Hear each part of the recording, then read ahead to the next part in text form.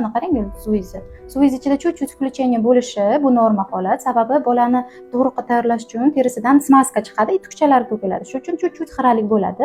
Bu normalniy. Plus miqdori ham yaxshiki sizga. Haftangizga nisbatan juda ham yaxshi. Так, bu qizalog'imizda o'zingiz tug'maysiz, yo'ldosh oldinda deb aytilgan ekan. No, yo'ldoshlarini yaxshilab tekshirdik. Yo'ldoshlari bachadon bo'yniga nisbatan ancha tepada turibdi. Так что salim bemalol o'zingiz tug'sangiz bo'ladi, o'ylamasdan ham. Yo'ldoshingiz joylashgan joyini, qancha shaykadan balandda turganligini rasmlarga oldim. Vrachingizga olib borib ko'rsatishingiz uchun. Bularning yana bitta aytgan gaplari, oldingi homiladorliklarida 2 kilo tug'ilgansiz, 2 kilo 700 qildi.